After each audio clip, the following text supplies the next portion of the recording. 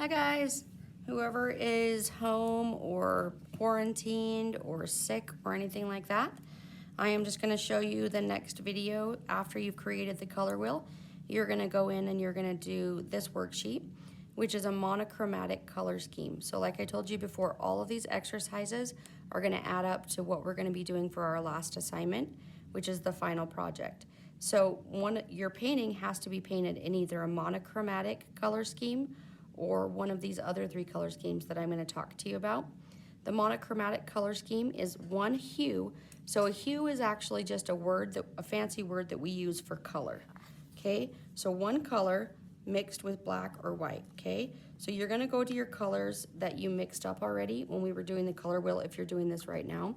If not, you're going to just pick any color in your paint pots, and it doesn't have to be red, yellow, and blue this time. It can just be any color. So I'm going to choose purple. So I've got my color wheel here, and I'm going to hold it up as if the yellow's at the top, because this little thing has the yellow at the top as well. And I see violet at the bottom, because it's the complement of yellow. And I'm not going to be super tidy, but I'm just going to put that in there, right there, okay? So that I know that that's the color that I'm working with, okay? So now you have your pure color. I'm going to make a little chart right here. I have my pure color, my color mixed with black, is a shade, okay? So anytime you mix black with a color or a hue, you're gonna get that color's shade. It almost looks pitch black. Maybe I should add just a little more purple in there, okay? Then I'm also gonna have a tone. So now a tone is the color that I want to use plus gray. So I'm gonna take a little bit of my color and put it aside. But then instead of just adding black, I'm gonna also add some white. So I'm gonna make, before I get started, I think I'll just make a nice gray. Since I have to do a lot of this, it'd be better if I just had a nice little puddle of gray sitting here on the side that I could mix with at any time. So I'm just making a nice little puddle over here of black. And now I'm gonna mix it with some white. Oh goodness, now that my paintbrush is all blackified. Okay, we'll just get a little bit of some white out of here. And I'm gonna just plop it on the side so I can mix it in a second so it doesn't get all messy. And you wanna try to get what they call middle gray, which is just a nice middle, not too dark and not too light on the gray. So just kind of like what you would picture a middle type gray being like. This is way too dark, like what I just did there. Whew, that's way too dark. I may need to get like a little popsicle stick or something, and you guys may want to consider doing this as well to scoop your paints out, because it's just so time consuming and messy to get it with another thing. So let's see if that gives us a better gray.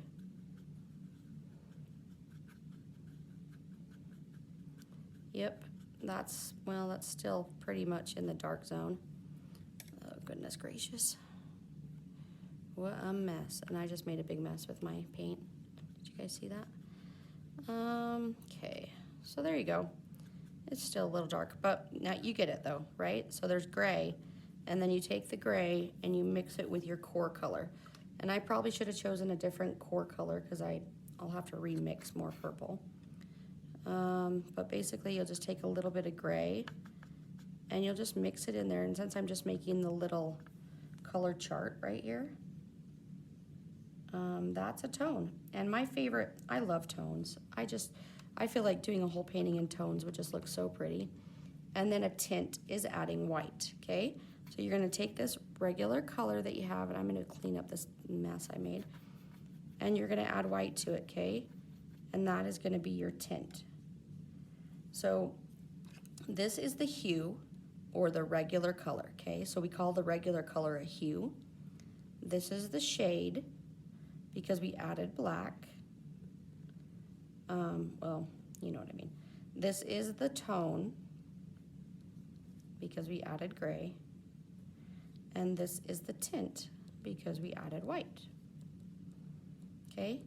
So now what you're gonna see up in here is you're gonna say, okay, there's a little teensy word on each of these squares, and you need to paint it accordingly. So I've got a tint mixed right here on my brush. So I'm gonna go in and I'm gonna say, okay, where does it say tint? And I'm going to look at all the ones that I see around here, and I'm going to say, I feel blind as a bat because I can't see one. Oh, there's one. So I'm going to go in and I'm going to outline it. Remember, we always outline our shape first if we're doing this kind of painting, this tidy kind. Otherwise, we end up with a big old sloppy mess. Okay, and then we have a tint. And now you could essentially mix up all of your tints at once and paint all of your tints. And that's probably, if I wasn't doing this as a demonstration, that's probably what I would do. It would just be easier. And then this one is a tone. And I'm not gonna mix it all the way, but you've got your tone up there already. So you're gonna find one that's a tone and go in and just do all the tones, okay? And like I said, my tone's a little bit dark. It needed to be a lighter gray that I mixed with the purple, and that will make a better tone. But essentially you get it. It's the color mixed with gray. And then you'll do a shade and then your regular purple hue. Okay, so you're gonna do all of those. Each little square has its own word in it. And then your final example, and I would recommend putting a key at the bottom as well. Hue, shade, tone, tint, so that you can kind of remember what you're doing. It'll just make it a lot easier. So I have one that I printed off of the internet that's a little easier to see because it's done. So I'm gonna move mine aside. And the one on the internet did green. And you can see here what they did. So they put their green in. They had their color key on the side because they did it with a computer, obviously. And then they've got it outlined here. And so you're gonna have this almost quilt pattern, but it's gonna be something that you created using shades, hues, shades here and here, tints all the way around, the hue, the main hue, and then the tone on the top and the bottom, okay? So that's kind of a fun exercise that we're gonna do. I'm gonna show you the next exercise. I'm gonna actually show you both worksheets right now, just so that I can get it out of the way because they are essentially one assignment in the system. It ends up being 40 points, 20 for each of them. This is 20 points, and then the next one is 20 points. And let me show you that one. So that's one of the color schemes. This one right here, this is one of the options of the color schemes that you can choose for the final project. So monochromatic, and I'll give you a worksheet of that later. And then we've got this paper here, which is analogous, complementary, and triadic. And the way that they work is almost the same way as what we just did, but analogous is 3 to 4 colors on the color wheel that are next to each other. So these people chose blue, blue-green, green, and yellow-green to do their analogous color scheme. But on this wheel, you could choose essentially anything. You could have green, yellow, green, and yellow because you could have 3, but then you can also have 4. So these are things that people have decided are pleasant color schemes that look good when people put them together in paintings or clothes or whatever. And so this is what we're gonna use for our paintings, and you'll pick the one you want. So if you choose analogous, let's say you're the kind of person that likes to work in this range of colors, then that's the warm colors. Those are the ones that you would choose. You could do these colors, or you could do the cool colors like they did. So that's analogous case, and it's labeled up here on your page, analogous color scheme. So I'd like you to just go in and plop down the colors that you're gonna use. And then up in here, instead of identifying a tint, a tone, and a shade like the other worksheet did, this just gives you free range to do it however you'd like. So you can just create a pattern that's interesting to you, that you feel uses the colors that are that you've chosen effectively. So the complementary color scheme, this is another option. You can choose colors directly across from each other on the color wheel. And this is just 2 colors that are available. It doesn't have to be purple and yellow. It could be red and green, or it could be a secondary color. My favorite combination for complementary is blue-green and red-orange. I don't know why. For some reason, the tertiary colors are always my favorite. And I just think those 2 together just look awesome. So that's probably what I would do. Triadic color scheme. On triadic, it's kind of interesting because there's actually 3 types of a triadic color scheme. But on this worksheet, we're just gonna do the one where you skip 2 in between. So you'll choose 3 colors, skipping 2 in between. And this is a really nice color scheme. This is almost like with the one I chose, here, but they've added violet. So that's kind of, I mean, that's kind of a pleasant color scheme.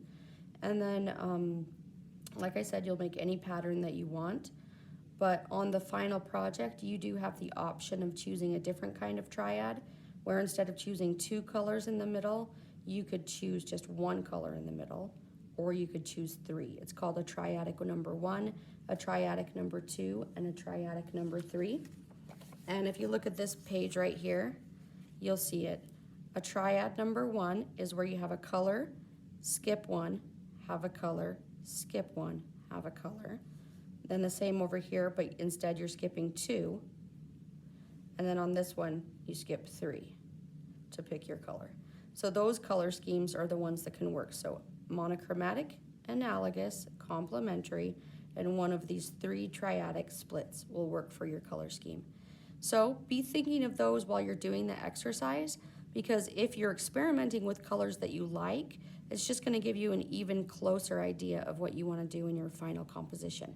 So get those 2 things together, upload them onto Canvas and turn them in. If you can't figure out how to do that, go ahead and email them to me and use your first and last name as the subject line so that I know who to apply the score to, and I will see you in the next video.